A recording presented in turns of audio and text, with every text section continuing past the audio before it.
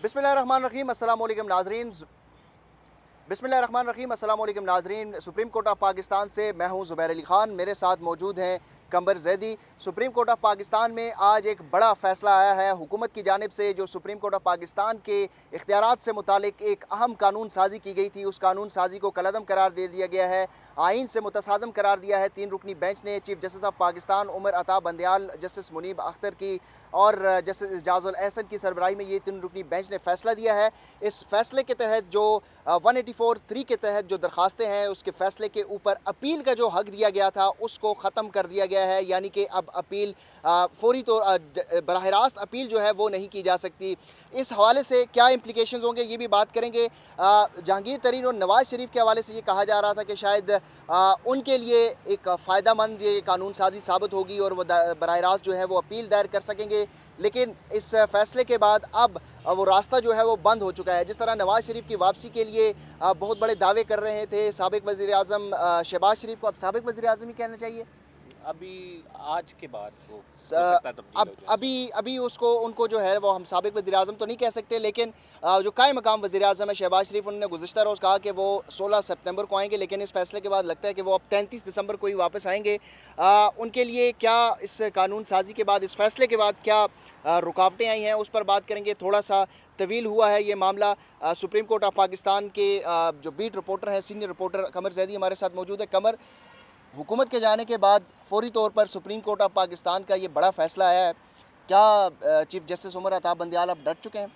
देखें, पहले तो इसका कॉन्टेक्स्ट समझना ज़ुबैर बहुत ज़रूरी है। आपको पता है कि ये किन हालात में ये जो है चैलेंज हुआ था और कैसे आया था। पंजाब के इलेक्शंस की समाअत हो रही थी और जो अटॉर्नी जनरल हैं उन्होंने एतराज़ उठाया था कि ये लार्जर बेंच करेगा। तो पीछे आपको पता है कि उन दिनों जस्टिस उमर अता बंदयाल के ख़िलाफ़ ये 7 वाले हाउस में, पार्लियामेंट हाउस में गालियाँ दी जाती थी, फ्लोर ऑफ द हाउस पर खड़ा होकर बाश किया जाता था। अदालत के गेट पर खड़े होकर जो है ना मौलाना फजल रहमान के बंदों ने अदालत के जजेस को गालियाँ दी। ये बड़े उस टाइम जो है ना हमें लग रहा था लो प्रोफाइल हैं, लेकिन अदालत हमेशा से यहाँ ये जो बैठे हुए हैं ये बड़े, आप ये कह सकते हैं सैनिटी के साथ ना बड़ी हालात को देख कर उस टाइम पे हिट करते हैं जब राइट टाइम हो। हुकूमत गई है, तकरीबन 48 घंटे हुए हैं और इन्होंने फ़ैसला सुना दिया उसके ख़िलाफ़, उसकी कानून साजी को कलअदम करार दिया। ये छोटी चीज़ नहीं है, बड़ी चीज़ है। ये पार्लियामेंट से कानून बना है और उसको अदालत के 3 रुकनी बेंच ने कलअदम करा दिया, नल एंड वाइड करार दे दिया। ये कानून कौन सा है आपके व्यूअर्स के लिए, हमारे व्यूअर्स के लिए जल्दी से क्विकली बता देते हैं। देखें, सुप्रीम कोर्ट में कोई भी केस होता है उसकी अपील होती है। उस अपील का बड़ा लिमिटेड स्कोप होता है, पूरा केस सुन लिया जाता है। अपील का जो स्कोप होता है वो तकरीबन आप कह सकते हैं कि उसमें मोटी मोटी चीज़ें देखी जाती हैं कि कोई बहुत बड़ी बात तो नहीं हुई, कोई आइन के ख़िलाफ़ बात तो नहीं की गई, बाकी तमाम चीज़ें ओके होती हैं। अब इधर से जो अब कानून बना था उसमें कहा था कि जो रिव्यू है उसको भी एज अ अपील सुना जाएगा, यानी एक पूरा केस सुना जाएगा, उसके बाद जो रिव्यू है उसको भी एज अ अपील के तौर पे ट्रीट होगा, वो नजर सानी की अपील के तौर पे ट्रीट नहीं होगा, उसका स्कोप बढ़ा दिया जाएगा। और फिर वो जो जिस बेंच ने फैसला दिया है सिर्फ वो बेंच नहीं सुनेगा, उसमें लार्जर बेंच सुनेगा।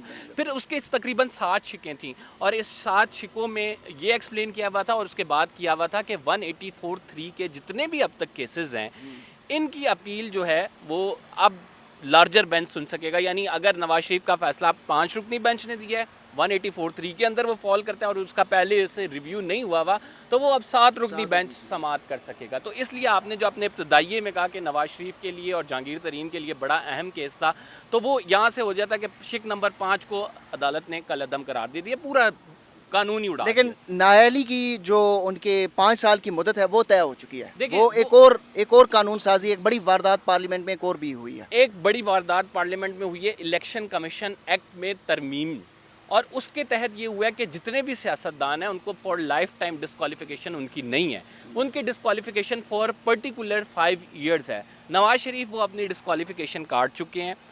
इलेक्शन एक्ट के तहत ये दूसरी वारदात जो डाली थी, एक तो इन्होंने सेट असाइड कर दिया ना, वो अभी तक बरकरार है और उसमें यह है कि नवाज शरीफ वापस आ सकते हैं, लेकिन वो इंतखाबात लड़ने के अहल नहीं होंगे। उसकी वजूहात क्या हैं? उनके खिलाफ अल अजीज़िया की अपीलें पेंडिंग हैं, वो जब तक उसमें आपको पता है मफरूर है, इसलिए उनकी पेंडिंग है अपीलें। मरीम नवाज ने अपीलों का सामना किया तो उनको रिलीफ मिल गया, लेकिन अभी तक वो खुद मफरूर हैं, इसलिए उनको रिलीफ नहीं मिला। वो आएंगे, फिर हमारी अदालतें क्या फ़ैसला करती हैं तो वो फिर आप देखने वाला होगा कि जैसे सामिर फ़ारूक भी बैठे हैं, बहुत सारे लोग हैं जो ये सुनने को केस बैठे हैं, और उसके बाद حق انہیں یہ بھی ہوگا. تو لہٰذا نواز شریف کے پاس ایک اور الیکشن ایکٹ کے تحت جو ترمیم ہوئی ہے کہیں نہ کہیں اس کا اختیار جو ہے ان کے پاس ہے کہ وہ واپس آ سکتے ہیں. 35 دسمبر کو آتے ہیں یا 25 دسمبر کو آتے ہیں یہ ہم کچھ کہہ نہیں سکتے. وہ کہتے ہیں نا خاکانہ بازی صاحب, یہ جاوید لطیف کا محکمہ ہر روز نیا جھوٹ ہے اس میں. تو اب جو ہے آپ کو یہ بتائیں کہ یہ جو قانون کا عدم ہوا ہے یہ حکومت کے جو پی ڈی ایم کی قانون سازی تھی اس کو بہت بڑا سیٹ بیک ہے. دیکھیں پوری پارلیمنٹ نے اس ٹائم قانون سازی کی, چیف جسٹس نے 3 رکنی بینچ کے ہمراہ یہ قانون سازی جو ہے اڑا کے رکھا. اچھا, آپ کی موجودگی کا فائدہ اٹھاتے ہیں اپنے ہمارے ناظرین کو یہ بتائیں کہ سپریم کورٹ کے سامنے اس وقت کون کون سے اہم کیسز جو ہیں وہ پینڈنگ ہیں جن کے فیصلے آنے والے دنوں میں متوقع ہیں, کیونکہ مجھے جو میری اطلاعات ہیں اس کے مطابق تو چیف جسٹس عمر عطا بندیال نے فیصلہ کر لیا ہے کہ اب ان کے سامنے جو ہے نا مزید دباؤ کا سامنا نہیں کرنا. جس طرح انہوں نے پارلیمنٹ کو استعمال کیا ججز کے خلاف حرزہ سرائی کی, روز جو ہے وہ پارلیمنٹ کے فلور کو استعمال کیا گیا, ججز کی کردار کشی کی گئی. اس سپریم کورٹ کے مرکزی گیٹ کے باہر ہم نے دیکھا کہ مولانا فضل الرحمان کے انصار الاسلام کے اہلکار انہوں نے سیکیورٹی سنبھال لی تھی. تقاریر ہوئیں ان چیف جسٹس کے خلاف. آپ نے بڑی اچھی بات کی کہ بڑی سینٹی کے ساتھ انہوں نے ٹائم جو ہے وہ طے کیا. اب پارلیمنٹ بھی نہیں ہے, حکومت بھی نہیں ہے, تو اب وہ فیصلے کر رہے ہیں اور انہوں نے مزید بڑے تگڑے فیصلے آنے والے ہیں. تو کون کون سے کیسز جو ہیں وہ پینڈنگ ہیں؟ دیکھیں آپ کو پتہ ہے کہ پنجاب الیکشنز ہو رہے تھے لیکن وہ سارا کچھ معاملہ ہی ختم ہو گیا. اب تو جنرل الیکشنز کی بات آ گئی ہے. تو میرا خیال سے وہ والا کیس جو ہے وہ تو انفرکچرس ویسے ہی ہو چکا ہے. ایک تو ٹائم باؤنڈ تھا وہ, اور دوسرا اسمبلی نئی تحلیل ہو گئی ہے, یعنی پوری اسمبلی تحلیل ہو گئی ہے. تو لہٰذا میرا نہیں خیال اس پہ کوئی اسے پرسیو کرے گا کہ پنجاب یا کے پی میں علیحدہ الیکشن کرائے جائے. دوسرا جو ہے آپ کو پتہ ہے کہ لارجر بینچ کے حوالے سے کہ یہ بھائی بینچ جو ہے وہ 184(3) کی سماعت جو ہے وہ اب ایک آدمی نہیں کرے گا, چیف جسٹس نہیں کرے گا, اس کے لیے کوئی میکینزم بنایا جائے, اس کے لیے رولز اینڈ پروسیجرز ہوں, وہ تمام جو 3 اس کے ساتھ اس کا فیصلہ بھی ابھی آنا باقی ہے. ہاں اس کا وہ جو ہے وہ کریں. اس کو بھی چیلنج کیا گیا تھا, اس کی بھی سماعتیں ہوئی تھیں. پھر بیچ میں یہ قانون آ گیا تھا, اس پہ سماعتیں ہوئی تھیں.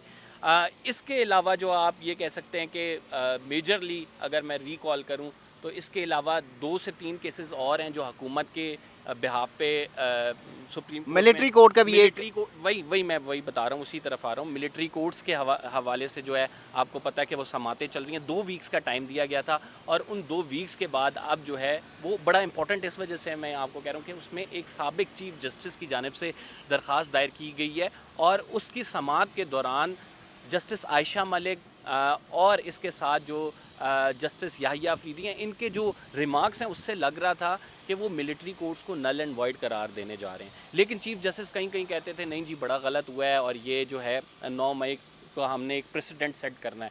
تو وہ بہت امپورٹنٹ فیصلہ ہے کہ عدالت اس میں کس طرف جاتی ہے. لیکن اگر جسٹس عمر عطا بندیال یہ ٹون سیٹ کریں because he is going to retire in September, وہ ایک ایک کر کے اگر فیصلے دیں گے اس طرح تو وہ کوئی بعید نہیں ہے, ایسا فیصلہ بھی آ سکتا ہے کہ جو ان ایکسپیکٹڈ ہو. میں آپ کو بتاؤں ایک سینئر رپورٹر جو کہ عدالت میں کھڑا تھا اس نے کہا یہ ڈسمسڈ ہوں گی, اور جیسے ہی الاؤ ہوئی تو اس نے کہا اوہ یہ الاؤ ہو گئی.